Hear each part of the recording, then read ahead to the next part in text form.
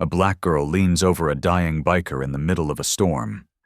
"Don't move," she whispers, then kisses the Hell's Angel to save his life. But that single kiss, it's about to change everything. He's an ex-outlaw with a past no one forgives. She's a nurse who swore she'd never trust a dangerous man again. When their worlds collide on a dark Georgia road, what begins as mercy turns into a battle for redemption. Soon, she learns the man she saved is hunted by his own gang. And the only thing standing between her and death is the same man everyone calls a monster. As his old brothers close in and her small town turns against them, can a single act of compassion rewrite a lifetime of sin? Or will loving the unredeemable cost her everything? Drop a comment below and share which part of the world you're tuning in from today. If you enjoy stories like this, don't forget to subscribe for more.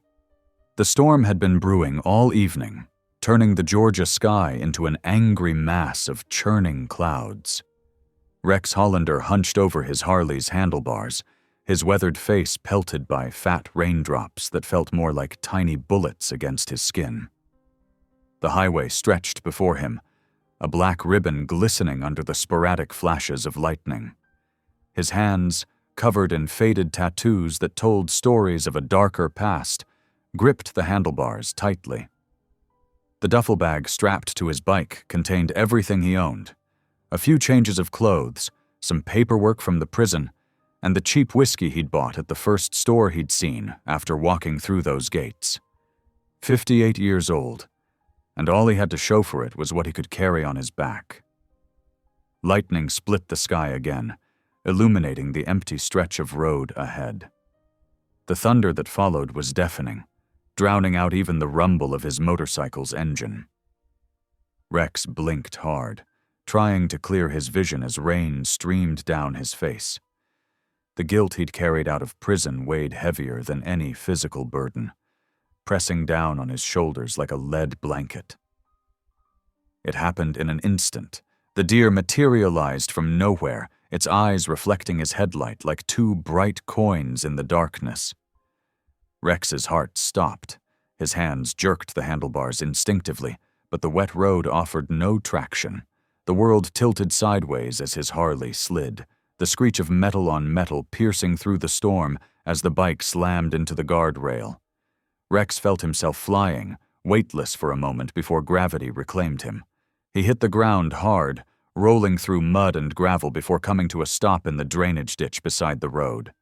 Pain exploded through his body, but it was his leg that screamed the loudest. He tried to move and couldn't, the agony stealing his breath. "Oh, God," he groaned, tasting copper in his mouth. Blood. He was choking on it, each breath becoming more difficult than the last. Through the curtain of rain, he could see his motorcycle lying on its side, front wheel still spinning uselessly in the air. Far down the highway, two pinpoints of light appeared, growing larger as they approached. Rex tried to wave, to call out, but his voice wouldn't cooperate. The lights slowed, then passed him by. His heart sank, but then brake lights flared red through the rain, and the vehicle stopped. Amara James sat behind the wheel of her old sedan, hands gripping the steering wheel as she stared into her rearview mirror. She was exhausted after her 12-hour shift at the hospital, every muscle aching for her bed. But something made her stop. Something made her put the car in reverse. She grabbed her umbrella from the passenger seat, though it would do little good against the sideways rain. Her sensible shoes squelched in the mud as she made her way towards the fallen motorcycle. The beam of her phone's flashlight cut through the darkness, revealing the massive figure lying in the ditch. "Sir?" she called out, her voice barely audible over the storm. "Sir, can you hear me?" As she drew closer, the light revealed more details: the leather vest, now torn and muddy, the gray beard matted with blood and rain, and the tattoos. So many tattoos, devil wings spread across his forearms, skulls grinning from his knuckles. Amara's steps faltered. In her 28 years, She'd learned that tattoos like these told stories, and they weren't usually happy ones. But then Rex started choking, a wet, desperate sound that cut through all her hesitation. Her training kicked in, overriding her fear. She dropped to her knees beside him, muddy water soaking through her scrubs. His eyes were wide with panic as he struggled to breathe. "Don't move," she whispered, her hands shaking as she assessed him. His airway was blocked, blood from what looked like internal injuries. Without intervention, he would drown in it. Amara closed her eyes for a brief moment, steeling herself. Then she leaned down, pressed her lips to his, and began rescue breathing. She could taste his blood, feel the rasp of his beard against her skin. Tears welled in her eyes, mixing with the rain that streamed down her face. In the distance, sirens began to wail. Someone else must have called 911, probably another passing motorist. Amara kept breathing for Rex, counting the seconds between each breath, refusing to let this stranger die in the mud beside a lonely highway. "Stay with me," she murmured between breaths. "Help is coming. Just stay with me." Rex's eyes locked onto hers, pale blue, filled with pain and something else. Something that looked like surprise, or maybe gratitude. His hand, massive, scarred, covered in those telling tattoos, found hers and squeezed weakly. The ambulance arrived in a flash of red and white lights, casting strange shadows through the rain. Paramedics swarmed around them, their voices professional and urgent as they took control of the situation. But Amara didn't let go of Rex's hand. Not until they physically moved her aside to load him onto the stretcher. She stood in the rain, watching as they worked to stabilize him. Her scrubs were ruined, covered in mud and blood. She was shivering, but not from the cold. The weight of what she'd just done, what she'd risked by stopping, began to settle over her. Yet as they loaded Rex into the ambulance, she couldn't bring herself to regret it. The last thing she saw before the ambulance doors closed was Rex's face. Turned toward her, those blue eyes still locked on hers, as if she were an angel he couldn't quite believe in. The sirens started up again, and the ambulance pulled away, leaving Amara alone with the storm and the wreckage of Rex's motorcycle. She wrapped her arms around herself, suddenly aware of how vulnerable she felt on this dark stretch of highway. The rain continued to fall, washing away the blood from her lips, but not the memory of this moment, not the way it felt to choose compassion over fear, to give breath to a stranger who looked like he'd lived the kind of life she'd always been taught to avoid. Lightning flashed again, illuminating the empty road. Amara turned back to her car, her shoes squishing with every step. She had no way of knowing then how this one decision, made in the rain and dark of night, would change both their lives forever. The steady patter of rain against glass slowly filtered into Rex's consciousness, followed by the sharp smell of disinfectant that could only mean one thing: hospital. His eyelids felt like they were weighted with lead as he fought to open them. The fluorescent lights above made him wince, their harsh glare multiplying the throbbing in his head. Every breath brought a new discovery of pain. His ribs screamed in protest, and his right leg felt like it was encased in concrete. Blinking to clear his vision, Rex confirmed what he already knew. A stark white cast stretched from his thigh to his ankle. The room swam into focus, standard-issue hospital furnishings, beeping monitors, and a window that showed nothing but gray skies and streaming water. The storm that had nearly killed him was still going strong. Movement at the door caught his attention. A woman in light blue scrubs stepped into the room, her dark curls pulled back neatly, her face familiar in a way that made his chest tighten. Recognition hit him like another crash. This was the angel from the highway, the one who'd... "You're awake," she said softly, checking the monitors beside his bed. "How's your pain level?" Rex tried to speak, but his throat felt like sandpaper. She seemed to understand, reaching for a plastic cup with a straw. As she held it to his lips, he noticed her hands, gentle but strong, steady. These were the same hands that had pulled him back from the brink. "You should have left me there," he managed to rasp out after taking a sip, his voice rough with disuse and emotion he didn't want to examine too closely. The woman, her badge read Amara James, set the cup down with deliberate care. "That wasn't an option," she replied, her tone leaving no room for argument. "I work part-time here at the hospital. I couldn't very well save you on the highway just to let you die anyway." Rex let out a harsh laugh that immediately made him regret it as pain lanced through his ribs. "Didn't ask to be saved." "No one ever does," Amara responded, adjusting his IV line with practiced efficiency. "But here you are anyway. I'm Amara, by the way. I'll be checking in on you during my shifts." Over the next few days, Rex came to recognize the pattern of her visits. She'd stop by in the morning, usually just before sunrise when the hospital was quietest. Sometimes in the afternoon, if she was working a double shift. Her presence was both comforting and unsettling. Comforting because she treated him like a human being, not just another tattooed ex-con, and unsettling for exactly the same reason. During one of her visits, she was reviewing his chart when she asked, "Is there anyone we should contact for you?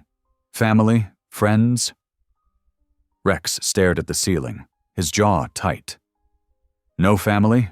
No friends either, not anymore." He didn't elaborate on the anymore part, and she didn't push. "What about insurance?" she pressed gently. "The social worker will need to know." "Got nothing," he cut her off. "No insurance, no money, no place to go once you folks kick me out. Story of my life, sweetheart." Instead of the pity he expected, Amara's face showed something closer to determination. "We'll figure something out. That's what social workers are for." She told him bits about herself during these visits, not seeming to mind his minimal responses. He learned that she split her time between the hospital and caring for her father, a retired veteran who lived nearby. The way she spoke about him, with love and worry mixed together, made something in Rex's chest ache. One particularly dreary afternoon, Amara walked in to find Rex attempting to lever himself out of bed, his face gray with pain and his hospital gown damp with sweat. "What do you think you're doing?" Her voice cracked like a whip across the room. "Getting out of here?" he growled, though he'd barely managed to swing his cast over the side of the bed. "Can't stay here running up bills I can't pay." "Oh, no you don't."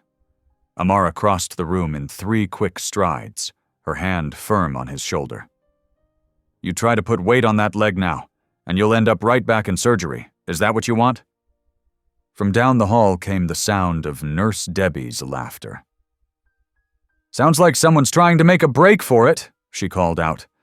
"Good thing Amara's there to talk some sense into him." Rex slumped back against the pillows, defeated but still glowering. "Don't need anyone taking care of me." "Tough," Amara replied, adjusting his blankets with brisk efficiency. "Because that's exactly what's happening. Now, are you going to behave, or do I need to post a guard?" The corner of his mouth twitched despite himself. "You always this bossy with your patients?" "Only the stubborn ones," she shot back, but there was a warmth in her eyes that made his chest feel tight again. More laughter echoed from the nurse's station. "Our Amara's got the magic touch," Nurse Debbie announced, to no one in particular. "Never seen an old outlaw settle down so quick." Rex watched as Amara checked his vital signs, her movements precise and professional. But there was something else there, too, a gentleness he hadn't experienced in longer than he could remember. It made him feel exposed, vulnerable in a way that had nothing to do with the flimsy hospital gown. "Why are you doing this?" he asked suddenly, the question escaping before he could stop it. Amara paused in her work, meeting his eyes directly. Doing what? Being kind. You saw my record. Must have come up when they ran my ID. You know what I am, what I've done. I know what you were, she corrected quietly. What you are now is my patient. And every person deserves kindness, Mr. Hollander, even those who think they don't. Her words hit him harder than the crash had, leaving him speechless. She finished her tasks in comfortable silence, and Rex found himself watching the efficient movement of her hands, the quiet confidence in her bearing. He'd known many dangerous people in his life, but this small woman with her gentle hands and steel spine might be the most dangerous of all. She made him want to believe in second chances. The rain continued its steady drumming against the window, but for the first time since waking up in this sterile room, Rex didn't mind the sound. It reminded him of that night on the highway, of breath given freely when he least deserved it. Maybe, just maybe, that breath had given him more than just life. It had given him a chance at redemption. The morning sun finally broke through after 3 days of relentless rain, casting thin rays through the hospital window. Rex watched the light crawl across his blanket, his fingers drumming restlessly against the bed rail. The forced stillness was worse than the pain. At least pain gave him something to focus on besides his thoughts. A knock at the door interrupted his brooding. A woman in a crisp blazer entered, clipboard in hand. Mr. Hollander, I'm Sarah Mitchell from Social Services. Rex's jaw tightened. He'd dealt with enough social workers in his life to know what was coming. I've been reviewing your case, she continued, pulling up a chair. We need to discuss your discharge plan. Given your injuries, you'll need supervised care for at least 6 to 8 weeks. Already told you, got no money, no insurance. Rex's voice was gruff. Just patch me up enough to walk, and I'll figure it out. Sarah's expression remained professional, but concerned. Mr. Hollander, you have multiple fractures. You'll need physical therapy, proper wound care. I've contacted several facilities, but without proof of financial stability, or a sponsor. She spread her hands apologetically. Outside in the hallway, Amara paused by the door, overhearing the conversation. Her heart sank. She'd seen too many patients discharged too early, ending up back in worse condition because they had nowhere to go. Making a decision, she stepped away from the door and pulled out her cell phone. Her father answered on the 3rd ring. Daddy, I need to ask you something. She explained about her patient, the crash, the situation with discharge. What's this man's name? Caleb's voice was gentle but firm. Rex Hollander. The silence that followed was so long that Amara checked to make sure the call hadn't dropped. Daddy? When Caleb spoke again, his voice had changed. Rex Hollander. You're sure about that name? Yes. Do you know him? Another long pause. Yeah, baby, I knew him. Back in 69, 70. He used to run supplies, messages between units. Wasn't military himself, part of some biker group that helped out, until he didn't. What do you mean? He betrayed his brothers, Amara. Left some good men hanging when things got rough. Turned to running drugs instead of medicine. We heard he ended up in prison. Amara leaned against the wall, processing this information. He did. But people can change, Daddy. I've seen something in him. Have you now? There was a hint of amusement mixed with concern in Caleb's voice. Always trying to save everyone, just like your mama. Will you meet with him, just once? He needs help, and maybe this is a chance to face the past, for both of you. The line went quiet again. Amara could picture her father sitting in his favorite chair, rubbing his bad knee the way he did when he was thinking hard. I'll think about it, he finally said. No promises. Later that evening, Amara entered Rex's room with his dinner tray. He was staring out the window again, his face lined with pain and something deeper, the look of a man trapped with his demons. "I talked to my father today," she said casually, setting down the tray. "Caleb James. He said he knew you back in Vietnam." The effect was immediate and shocking. All color drained from Rex's face, and his hands gripped the blanket so hard his knuckles went white. "Your old man should have shot me when he had the chance." Amara took a step back, startled by the raw emotion in his voice. But what she saw in his eyes wasn't the defiance of an unrepentant criminal. It was fear, shame, the look of a man haunted by his choices. "What happened back then?" she asked softly. Rex turned away, his profile harsh in the fading light. "Ask your father. He knows what kind of man I am. I'm asking you, and I'm telling you to leave it alone." His voice was rough with pain that had nothing to do with his injuries. "Some things don't deserve forgiveness." Amara stood her ground. "That's not for you to decide." Later that night, her phone rang. "I'll come," Caleb said without preamble. "Not because I've forgiven anything, but a man ought to have the chance to face his past and speak his piece." The next afternoon, Amara waited anxiously by the elevator. When the doors opened, she caught her breath. Her father cut an impressive figure despite his age, and the cane he relied on. Tall, straight-backed, with the bearing of a man who'd faced both war and peace with equal dignity. "He's in room 312, she said softly. Caleb nodded, his expression unreadable.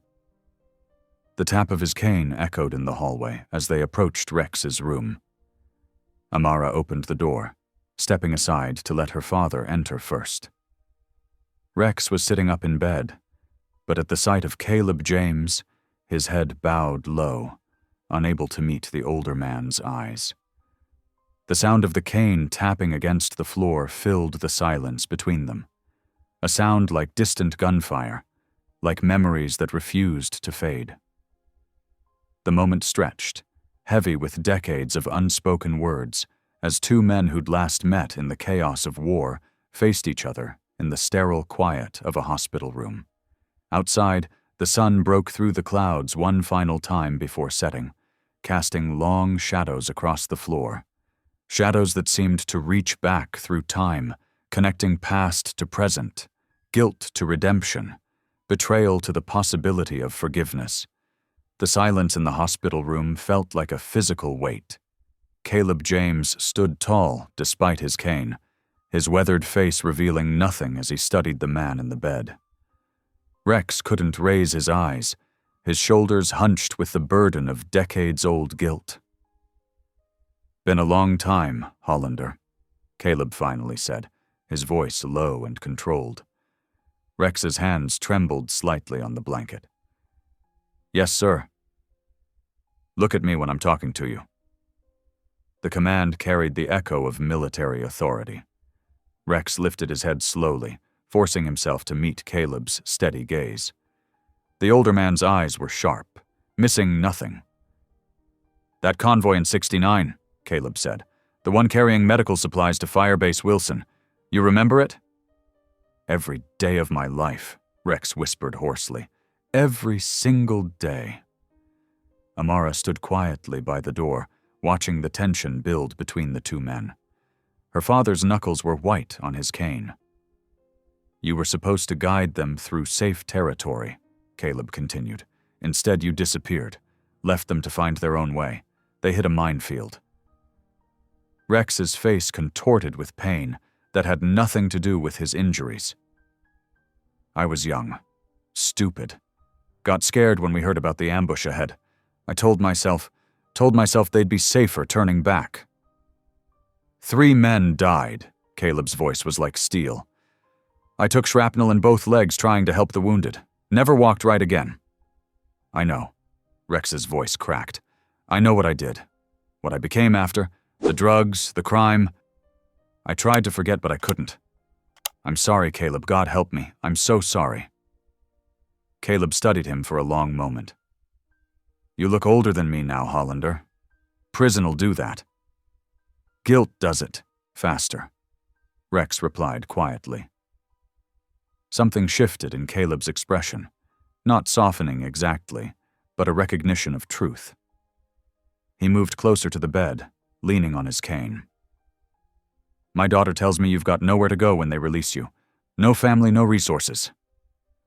Rex glanced at Amara, then back to Caleb. She shouldn't worry about me. I've caused enough trouble in this world. That you have. Caleb paused, seeming to weigh his next words carefully. If you want to repay what you owe, start by helping my daughter. Both Rex and Amara looked at him in surprise. Sir? Rex asked uncertainly.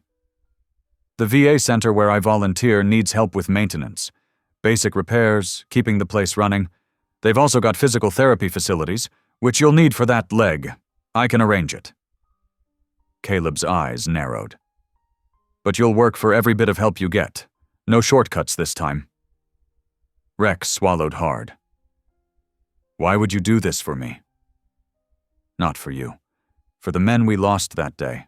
For my daughter, who sees something in you worth saving. Caleb straightened. Maybe it's time we all faced our ghosts. Over the next few weeks, as Rex's injuries began to heal, Caleb's arrangements took shape. The VA center agreed to take him on, providing both rehabilitation and a chance to earn his keep.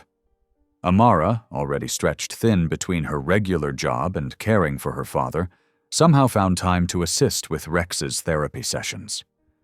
The first attempts at walking were grueling. Rex's leg, held together with pins and determination, refused to cooperate. Sweat ran down his face as he gripped the parallel bars, trying to force his body forward. Easy, Amara said, standing close enough to catch him if needed. You're pushing too hard. Need to earn my keep, he grunted through clenched teeth. You need to heal properly first. During these sessions, they began to talk, hesitantly at first, then with growing openness. Rex spoke of his years in prison, of watching himself grow old in mirrors smudged with regret.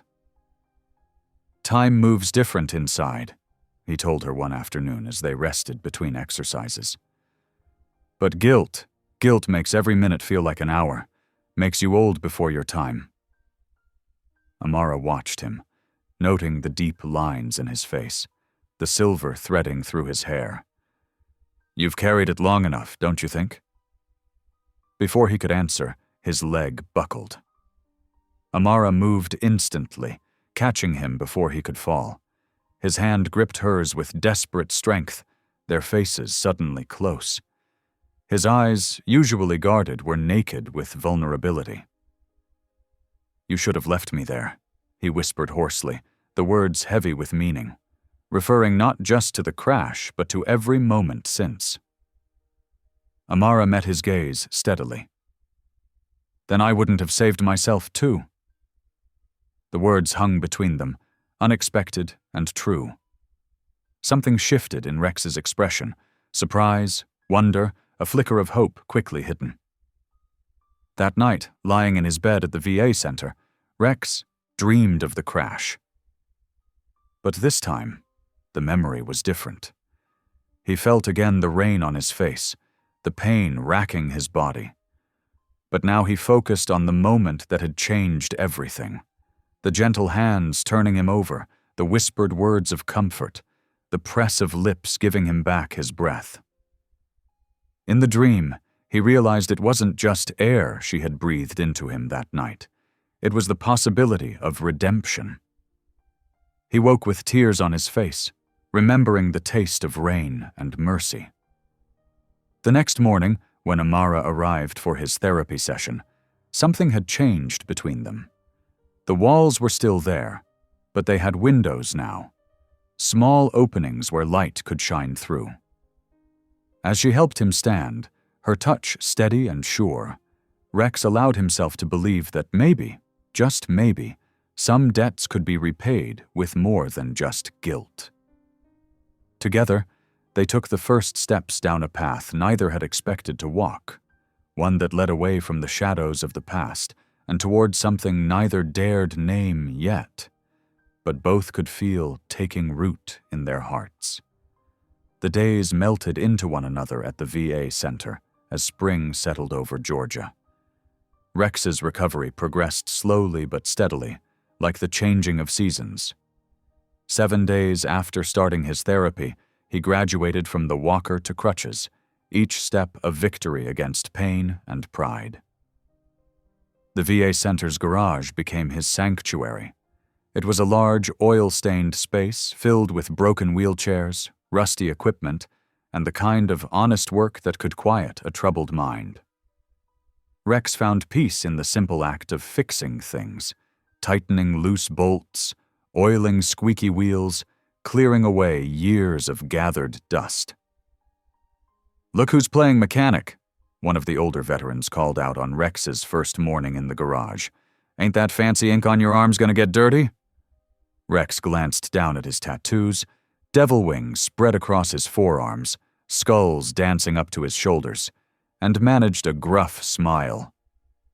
"Already got grease in places worse than that." The laughter that followed broke something loose in the air.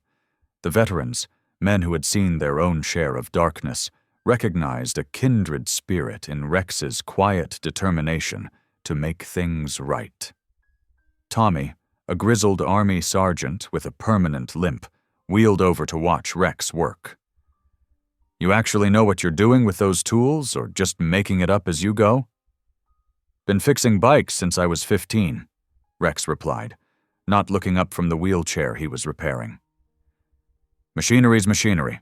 All needs the same thing, patience and respect." "Sounds like people," Tommy observed. Rex's hand stilled for a moment. "Yeah, guess so." Word spread through the VA that the new guy knew his way around broken things. Soon, veterans were bringing him their problems: stuck wheels, faulty brakes, squeaky crutches. Rex fixed them all, working through his own healing in the process. Amara noticed the change in him during her regular visits with Caleb. The tension in Rex's shoulders had eased somewhat, replaced by a quiet focus. She watched from the doorway one morning as Rex helped her father from the car to his wheelchair, their movements careful but coordinated. "Easy does it, old-timer," Rex murmured, supporting Caleb's weight. "Who you calling old?" Caleb retorted, but there was no bite in his words. The two men had developed an understanding built on shared history and silent respect. Rex pushed Caleb's chair through the center's corridors, navigating the turns with careful precision. "Fixed that squeaky wheel for you," he mentioned. "Should ride smoother now." "Appreciate it," Caleb nodded, though I was getting used to announcing my arrival like a rusty parade. Their laughter, though brief, echoed down the hallway. Amara felt her heart lift at the sound. The Sunday morning dawned clear and warm when Amara made her offer. "We're having a potluck at church today," she said casually as she helped Rex with his exercises. "Nothing fancy, just people sharing food and fellowship." Rex's hands tightened on the parallel bars. "Don't know if that's my scene." "It's everybody's scene," she countered gently. "Besides, Sister Martha's bringing her famous cornbread. Be ashamed to miss that." He looked down at his arms, at the stark reminders of his past etched in ink and scars. "Church folks might not take kindly to someone like me walking in." "Jesus walked with thieves and sinners," Amara reminded him. "Pretty sure he can handle a few tattoos." The small church stood modest but proud against the Georgia sky, its white walls gleaming in the morning sun. Rex stood at the entrance, leaning on his crutches, his clean but worn flannel shirt doing little to hide his tattoos. His heart hammered against his ribs like it had during his first day in prison. But the welcome he received wasn't what he expected. Instead of judgment, he found handshakes and warm smiles. Old ladies patted his arm, unconcerned by the devils inked there. Men nodded respectfully, seeing not his past, but his present effort to stand straight despite his injury. The fellowship hall filled with the aroma of home cooking and the buzz of conversation. Rex found himself seated between Amara and an elderly deacon who wanted to talk motorcycles. The food passed from hand to hand. Fried chicken, potato salad, green beans cooked with ham hocks, and Sister Martha's cornbread, yellow as sunshine and just as warm. When the gospel choir stood to sing, their voices lifted in harmony about amazing grace and sweet mercy. Something broke inside Rex. The words wrapped around him like a mother's embrace, speaking to places in his soul he thought had died years ago. Tears slipped down his weathered cheeks, and he wiped them away with calloused fingers. Amara pretended not to notice, but she slid a clean handkerchief onto his knee. Her own eyes glistened as the choir sang about being lost and found, blind, but now seeing. After the singing, as they sat, sharing the last pieces of cornbread, Rex spoke softly. Used to laugh at folks who believed in all this, thought faith was for weak people who couldn't handle reality. Amara considered this, breaking her cornbread into small, thoughtful pieces. Then maybe this time, faith found you first. She smiled. Sometimes the things we think we're choosing are actually choosing us. Rex looked around the fellowship hall, at the mingled faces of young and old, at the children running between tables, at the old men saying grace over coffee cups, at the women sharing recipes and life stories. He saw something he had missed in all his years of chasing freedom on the open road, the simple beauty of belonging. Laughter bubbled up from a nearby table where someone had spilled their punch. Instead of anger or embarrassment, there were jokes and helping hands with napkins. Rex found himself chuckling along, the sound rusty but real. "Good cornbread," he said, savoring the last bite. "Told you so," Amara replied, her eyes twinkling. For the first time in years, maybe for the first time ever, Rex felt part of something good, something clean and true. The weight of his past still hung heavy on his shoulders, but here, in this moment, he could feel it beginning to lift, like storm clouds parting to reveal glimpses of blue sky. The afternoon stretched on, sweet as honey, and just as nourishing.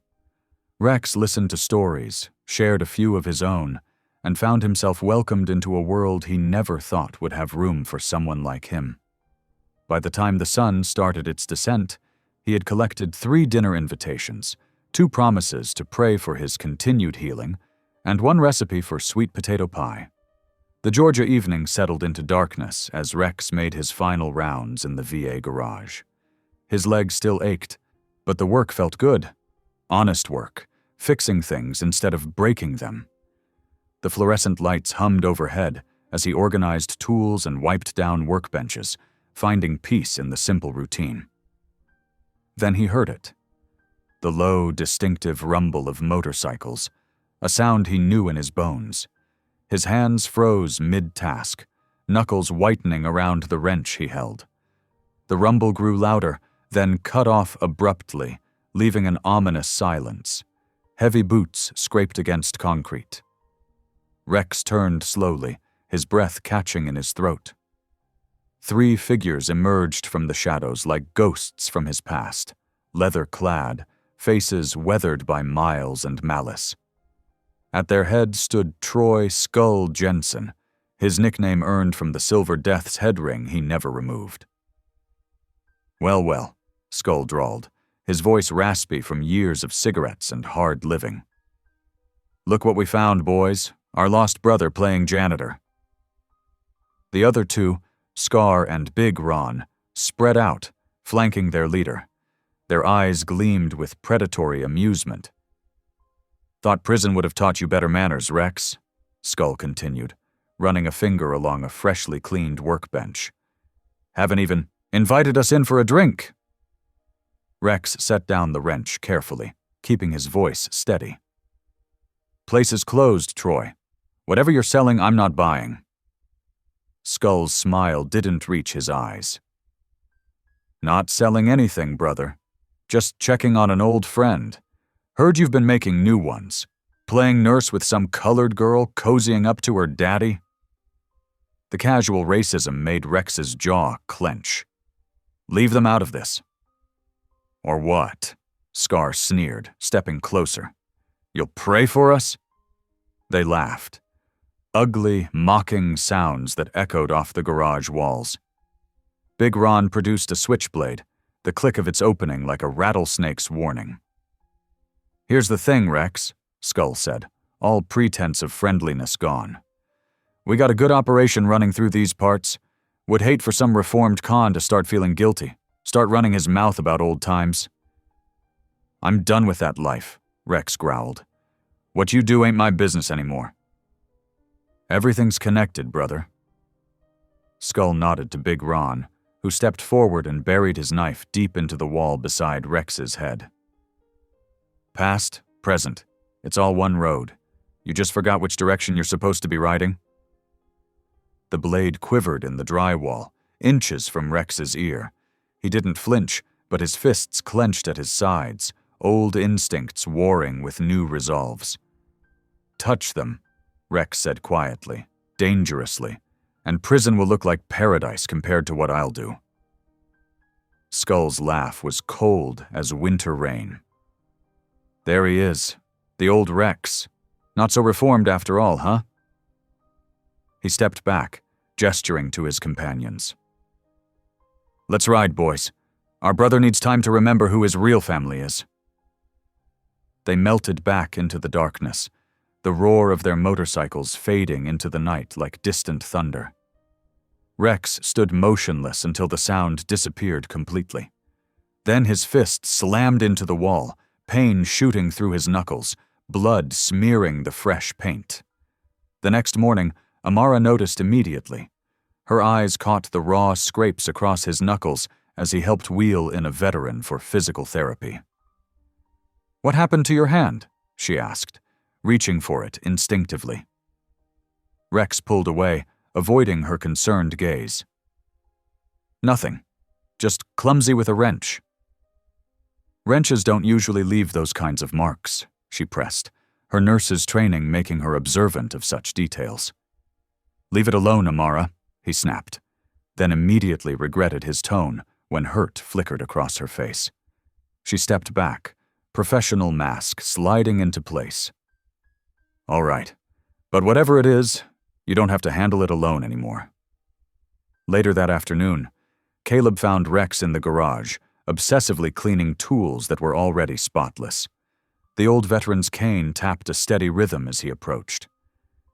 Saw some interesting tire tracks in the parking lot this morning, Caleb said carefully. Motorcycle tracks, fresh ones. Rex's shoulders tensed, but he didn't turn around. Lot of bikes passed through. Here. Not those kinds, not anymore. Caleb's voice carried the weight of experience. That past of yours won't stay buried if you keep digging toward the light. Finally, Rex faced him.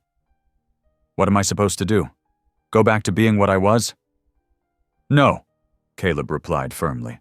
But you need to be ready when what you were comes looking for what you are. That night, sleep eluded Rex. He lay in his small room at the VA, staring at the ceiling as memories crashed over him like waves. Late-night runs with drugs hidden in motorcycle parts, protection rackets that destroyed honest businesses, violence that had seemed justified at the time, but now turned his stomach. The faces of people he'd hurt paraded through his mind.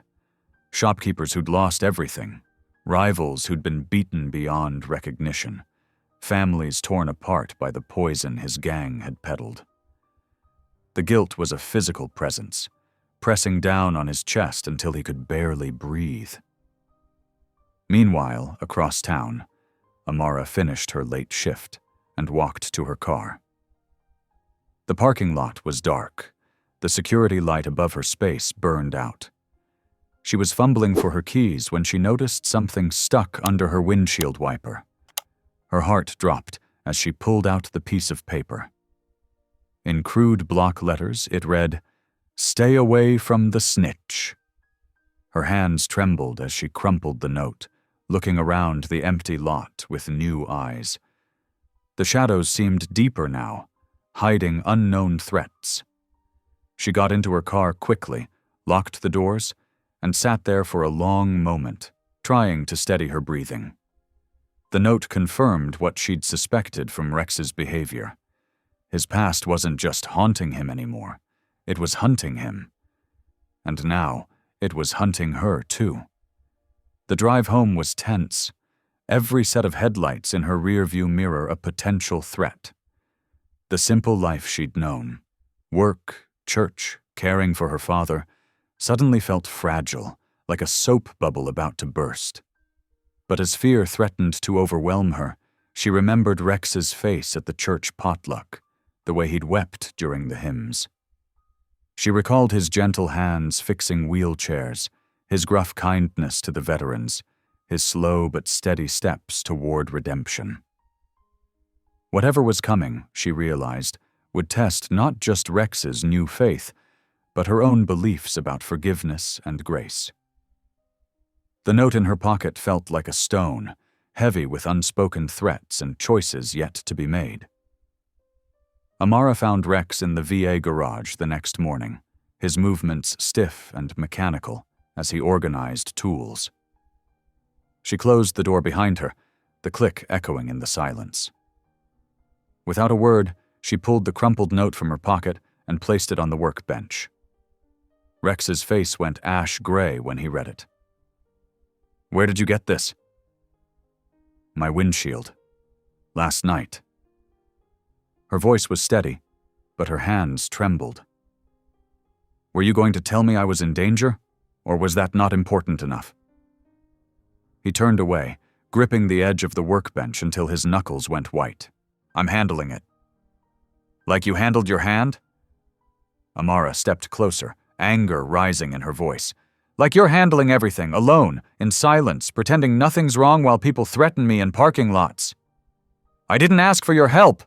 Rex spun around, his voice rising. "I didn't ask you to stop that night. I didn't ask to be saved." "No, you just accepted it. You accepted my help, my father's forgiveness, this chance at a new life, but you won't accept the responsibility that comes with it." Her words echoed off the concrete walls. "You can't keep running from what you did, Rex. You don't understand what it's like." The words exploded from him, raw and ragged. "Every day looking over your shoulder, knowing there are people who want you dead, living as a marked man." "A marked man?" Amara's laugh was bitter and sharp. "I've lived marked my whole life. Every time I walk into a store, every time I apply for a job, every time I treat a patient who looks at my skin before they look at my skills, this town marked me before I ever opened my mouth." The truth of her words hit him like a physical blow. Rex staggered back, seeing her, really seeing her, perhaps for the first time. The strength it took to face each day with grace, the courage to keep extending kindness in a world that often returned none. "I'm not," his voice broke. "I'm not worth the risk I'm putting you in." "That's not your decision to make." Amara's voice softened, though tears streaked her cheeks. "But you have to decide if you're going to keep hiding from your past or face it. Because right now, you're letting it hurt more people than just you." Rex slid down the wall until he sat on the floor, head in his hands. After a moment, Amara joined him, their shoulders barely touching. "I don't know how," he whispered. "I've spent so long running." "Then maybe it's time to stand still." They sat in silence as the afternoon light filtered through the dusty windows, casting long shadows across the floor. Their tears fell quietly, mixing with the oil stains on the concrete. That evening, Rex found himself standing on Caleb's porch, his hand frozen before knocking. The old veteran must have heard him anyway. The door opened before he could retreat. "Figured you'd show up eventually," Caleb said, leaning on his cane. "Come in before you wear a hole in my welcome mat." The living room was modest but neat, with a worn recliner facing a small television. Photos lined the walls. Caleb in uniform, young Amara in graduation robes, moments of a life well lived despite its hardships. "I'm sorry," Rex began, the words feeling inadequate. "For everything. For not telling you about the threats, for putting Amara in danger, for—" "Sit down before you fall down," Caleb interrupted, gesturing to a chair. He lowered himself into his recliner with a grunt. "Now, what are you really here for?" Rex stared at his hands that had once dealt so much pain, now trying to build something new. "I don't know how to make it right, how to live with what I've done without letting it destroy everything good that's happening now." Caleb was quiet for so long that Rex thought he wouldn't answer. When he finally spoke, his voice carried the weight of hard-earned wisdom. "You can't outrun shame. You can only walk through it." He adjusted his position, wincing at old pains. "Took me years after Nam to learn that. Shame's like quicksand. The harder you fight it, the deeper you sink. But if you face it, name it, let it be there without letting it own you, that's how you find solid ground again." The words settled into Rex's chest like stones dropping into still water, rippling through all his carefully constructed defenses. The next morning, Rex arrived at the VA earlier than usual. He'd spent the night thinking about Caleb's words, about Amara's courage, about all the ways he'd tried to escape his past instead of facing it. He found the group therapy coordinator and made a request. By afternoon, chairs were arranged in a circle in one of the meeting rooms. Veterans filtered in slowly, some curious, others wary of the new face at the front. "My name's Rex," he began, his voice rough but clear. "And I've spent most of my life running from who I was, thinking that was the same as becoming someone new. But I'm learning it's not." He took a deep breath. "Today, I want to talk about shame, about regret, about finding a way forward when your past feels like a chain around your neck." From the back row, unseen, Amara slipped in quietly. She watched as, one by one, the veterans began to share their own stories. Rex listened with the same intensity he'd once reserved for watching his back, but now his focus was on healing rather than survival. When one young veteran broke down describing a mission gone wrong, Rex didn't offer empty comfort. Instead, he shared his own story of betrayal during the war years, of decisions that haunted him, of the weight of living with consequences. "But here's what I'm starting to understand," he said, his voice steady despite the emotion behind it. "We can't change what we did. We can only change what we do next." Amara watched as the men around the circle nodded, recognizing their own struggles in his words. She saw how Rex's rough honesty created a space where others could be honest too, where shame could be examined in the light instead of festering in darkness. This was more than just a support group. It was the beginning of Rex's transformation. Not running from his past, but using it to help others find their way forward. In his vulnerability, she saw real strength emerging, like a flower pushing through concrete. The session ran longer than scheduled, no one wanting to break the connection that had formed. As the veterans finally began to leave, many stopped to shake Rex's hand or share a knowing look. They recognized in him something they all sought: the possibility of redemption. Autumn painted Georgia in shades of gold and crimson as the town prepared for its annual charity motorcycle ride. Banners stretched across Main Street, proclaiming "Riding for Our Heroes" in bold letters that caught the morning sun. The event had always drawn crowds, but this year felt different, charged with possibility. Amara found Rex in the VA garage, methodically working on his crashed Harley. The bike had been a wreck after the storm, but over the past weeks, he'd brought it back to life with patient dedication. Veterans would stop by to help, sharing stories and tools, turning the restoration into a community project. "You're coming to the rally, right?" Amara asked, watching him polish chrome that already gleamed. Rex's hands stilled. "Don't know if that's such a good idea." His voice was quiet, uncertain. "Town's got enough to worry about without an ex-con in their parade." "That's exactly why you should come." Amara moved closer, her face reflecting in the bike's polished tank. "Show them who you are now, not who you were." He glanced at the gas tank where he'd been sanding away the old Iron Vulture's emblem. The steel beneath was scarred but clean, ready for something new. What if they don't want to see? Then they're not looking hard enough. The next few days passed in a blur of preparation. Word spread that Rex would join the ride, drawing mixed reactions. Some veterans defended him fiercely, while others whispered about his past. But Rex kept working, focused on his bike and the message he wanted it to carry. The morning of the rally dawned clear and cool. Rex stood in his small apartment, staring at his reflection. The man in the mirror looked different somehow, still weathered, still marked by his past, but standing straighter.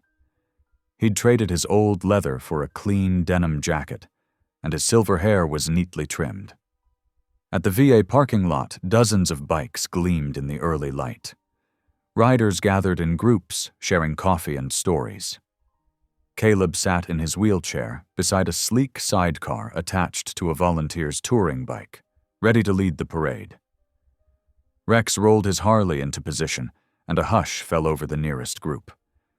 The bike was transformed. Where gang symbols once dominated, a white dove now soared across the tank, its wings stretching toward freedom. The paint was fresh, done by one of the younger vets who'd learned art therapy. "Now that's something," Caleb nodded approvingly. "Ain't just paint, is it?" "No, sir," Rex agreed softly. "It's a promise." Before the ride began, the organizers had asked Rex to say a few words. He stood on the small platform, hands trembling slightly as he gripped the microphone. The crowd's attention felt heavy, like physical weight. He cleared his throat. "I used to think strength meant never changing, never admitting you were wrong." His voice grew steadier as he continued. "But the strongest people I know are the ones who had the courage to change, to try again. Every one of you veterans taught me that. This ride today, it ain't just about raising money. It's about showing that second chances are real, that it's never too late to choose a different road." The applause started slowly, then swelled. Rex saw Amara in the crowd, her smile bright with pride. Some of the veterans who'd shared their stories in group therapy called out encouragement. Even those who'd been skeptical seemed moved by his raw honesty. The ride itself was a revelation. Over 100 bikes thundered through town, led by Caleb in the sidecar and Rex on his transformed Harley. Children waved flags from sidewalks. Families cheered from porches. The autumn air carried the scent of fallen leaves and possibility. Rex felt something shift inside him as they rode. Each mile seemed to wash away another layer of shame, replaced by something that felt dangerously like hope. The white dove on his tank caught the sunlight, seeming to glow with its own inner light. After the ride, the celebration moved to May's Diner, a local institution with chrome trim and red vinyl booths. The place was packed with riders and supporters, the air thick with coffee steam and laughter. Rex found himself at a booth with Amara and Caleb, surrounded by the comfortable chaos of community. "Look at you," Amara teased. "Town hero now." Rex ducked his head, embarrassed but pleased. "Just trying to balance the scales a bit." "Some scales can't be balanced," Caleb observed, stirring his coffee. Sometimes you just got to start fresh. Guess the devil can ride for the good guys now, Rex joked, but his eyes were serious as they met Amara's. The evening wound down slowly, riders departing in ones and twos. Rex walked Amara and Caleb to their car, the night air crisp with approaching winter. The parking lot was mostly empty, the diner's neon casting pink shadows on the remaining vehicles. That's when they heard it, the distinctive rumble of approaching motorcycles. 3 sets of headlights cut through the darkness, moving fast and aggressive. Rex recognized the sound before he saw the riders. Iron Vultures, led by Skull Jensen. "Get inside," he ordered Amara and Caleb, his voice tight with urgency. "Lock the doors." But before they could move, the bikes surrounded them. Skull dismounted, his face hidden in shadow beneath his helmet. His 2 companions flanked him, their engines still growling. "Well, well," Skull's voice was casual, deadly. "Quite a show today, brother. Real touching." He moved closer, moonlight revealing his scarred face. "But you seem to have forgotten our little chat." Everything happened too fast. The 2 other riders grabbed Rex, dragging him toward the alley behind the diner. Amara screamed, but one of them pointed a gun at Caleb, silencing her protest. In the alley, fists and boots found every vulnerable spot. Rex didn't fight back, couldn't risk them turning on Amara or Caleb. Each blow carried years of stored hatred, of betrayed brotherhood. Skull knelt, beside Rex's crumpled form, grabbing his hair to lift his face. "You testify, she dies." His whisper carried absolute conviction. "That's not a threat, brother. That's a promise." They left him there, bikes roaring into the night like thunder.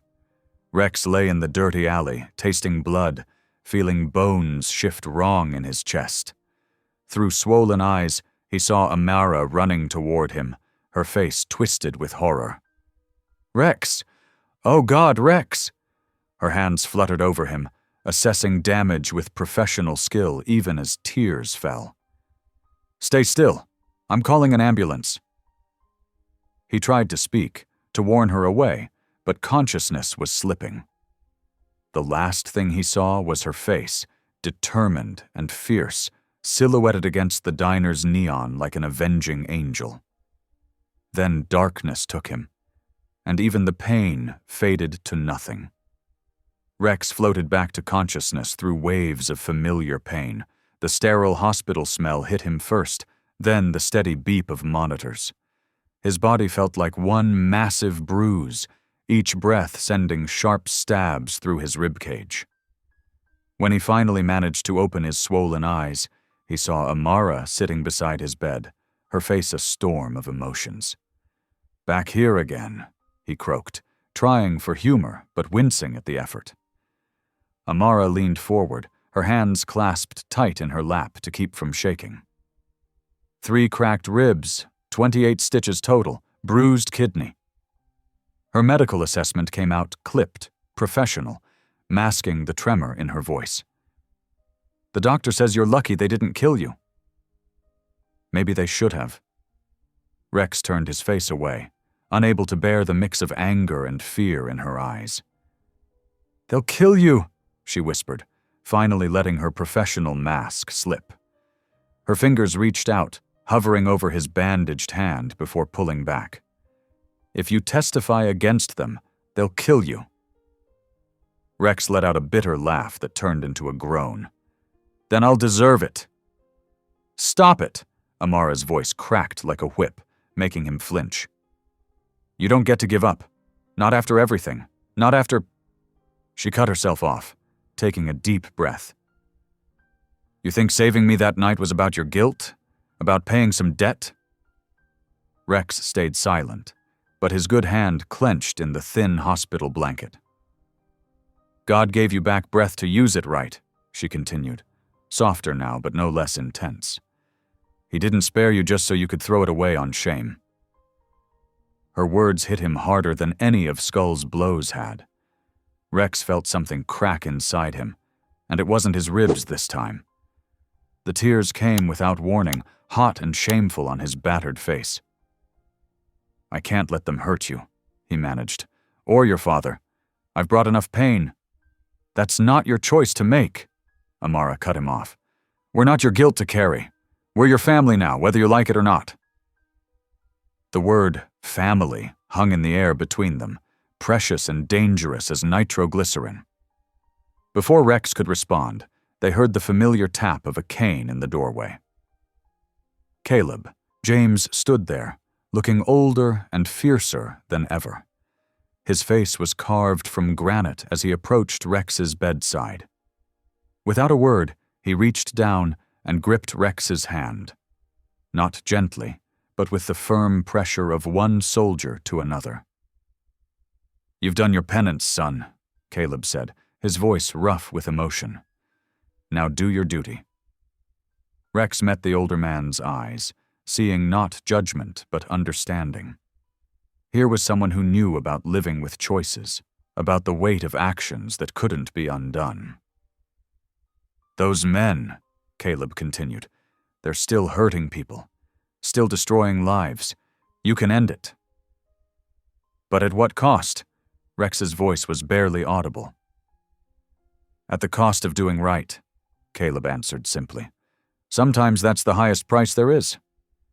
They sat in silence for a long while after that, the three of them bound together by something stronger than fear. When visiting hours ended, Amara reluctantly gathered her things to leave. She returned the next morning to find Rex sitting up straighter. Something changed in his face despite the bruises. Before she could speak, he reached for her hand. "I'm going to end this," he said quietly. "Once and for all." Amara's fingers tightened around his. "We're going to end this," she corrected. "Together."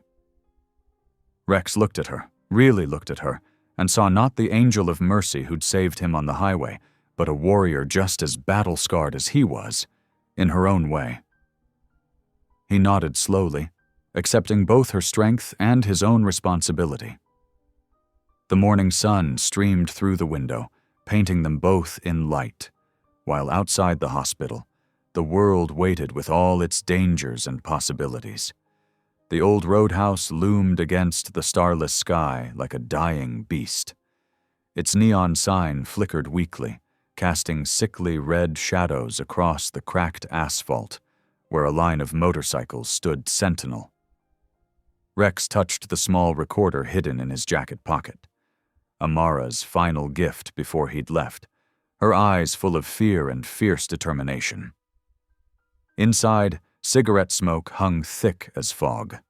The regulars, mostly leather-clad bikers, fell silent as Rex pushed through the door. In the corner booth, Skull Jensen sat like a dark prophet, surrounded by his iron vultures. His tattooed fingers drummed against a beer bottle as Rex approached. "Well, look who crawled back from the dead," Skull drawled, his smile sharp as broken glass. Rex settled into the opposite seat, every muscle tense. "We need to talk, brother." "Brother?" Skull spat the word like poison. "You stopped being that when you went soft. Playing nurse with that black girl, riding with crippled vets. You're a joke." "I'm done living like a ghost," Rex said quietly. "Done watching good people get hurt because I was too scared to speak up." Skull leaned forward, his eyes glittering with malice. "You think you can just walk away, after everything we built?" "Built?"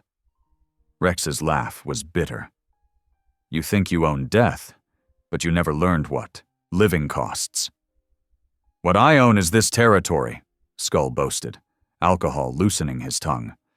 "Every pill bottle, every prescription pad. Those pathetic vets at the VA, they don't even know their meds are funding our operation."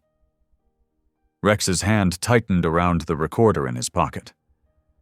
"Tell me more about that operation." Skull grinned, expansive now. "Simple system. We got people inside the VA network. They duplicate prescriptions, doctor the paperwork. worth thousands per week on the street. The confession was perfect, but Skull wasn't finished. His eyes narrowed, noticing something in Rex's posture. "You're wired." Everything exploded at once. Skull lunged across the table as his men surged forward. Rex barely had time to hear police sirens in the distance before fists and boots were everywhere. He fought back with desperate strength, knowing he just had to keep the recorder safe until help arrived. Through the chaos, he saw Skull coming at him with a knife. Rex launched himself forward, tackling his former brother. They crashed through a wooden table, splintering it to pieces. The last thing Rex felt was Skull's blade sliding between his ribs as red and blue lights flooded the bar. When the police stormed in, they found Rex sprawled amid the wreckage, unconscious but still clutching the blood-stained recorder that held everything they needed. Rex sat propped up in his hospital bed at the VA, gazing at the wall covered with colorful cards and well-wishes. His body still ached from the fight, but something else had healed deep inside him. Veterans he'd helped at the garage sent messages of support. Even folks he'd never met wrote to thank him for standing up against the drug ring. Sheriff Kinney visited one afternoon, his badge catching the sunlight. "What you did took real guts, Hollander. The Iron Vultures won't be hurting anyone else for a long time." At the community center that weekend, Rex leaned heavily on his cane as he listened to Amara address the gathered crowd. Her voice trembled with emotion as she recalled that stormy night on the highway. "I almost drove past," she admitted, "but something made me stop. And that one moment of compassion? It changed us both." When it was Rex's turn to speak, he kept it simple. "Thank you all for giving me a chance to make things right. Sometimes mercy comes in the strangest packages." Caleb approached him afterward, his own cane tapping against the floor. The old veteran's eyes were warm as he said quietly, "Guess you finally earned that patch, soldier." People who once crossed the street to avoid Rex now stopped to shake his hand. Mrs. Peterson from the church brought him homemade cookies. The auto shop offered him a job fixing bikes. Then Amara presented him with a surprise, a framed photograph from the charity ride. There he was, leading the pack on his restored Harley, the white dove gleaming in the sun. Above them all stretched a banner. "Mercy rides again." Rex touched the glass gently, remembering how far he'd come from that rainy night when a stranger's kindness gave him back his life. The summer heat shimmered over the repair shop's weathered sign. Second Chance Motors and Community Center. 6 months had passed since that fateful night, and the old garage buzzed with new life. Veterans gathered around a coffee pot in the corner, while teenagers learned basic mechanics under Rex's patient guidance. Rex bent over a Chevy engine, his gray hair catching the afternoon light. His hands, once trembling with guilt, now moved with steady purpose. The shop wasn't making them rich, but the wealth of purpose filled every corner. Thunder rolled across the sky, and the fluorescent lights flickered overhead. Amara appeared beside him, wiping grease from her hands with a red shop rag. She'd taken to wearing coveralls over her nurse's scrubs during her afternoon shifts at the shop. "Just like old times," Rex said, glancing at the gathering storm.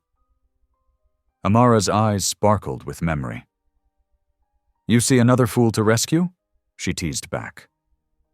"I think I'm the fool who got rescued," he replied softly. She stepped closer, her voice gentle. "Don't move," she whispered, just as she had that first night. But this time, instead of emergency breathing, she placed a tender kiss on his weathered cheek, a blessing of peace, of redemption found. The storm passed quickly, and sunlight broke through the clouds. They stood together in the doorway, watching golden light wash over the wet pavement. Behind them, laughter echoed from the community room. Before them stretched the Georgia highway where their story began, where mercy had found them both, and where hope had finally taken root. Thank you for listening. Stories connect us in the most unexpected ways. If you felt that spark today, make sure you're subscribed. I share a new one daily, and the next might change your day.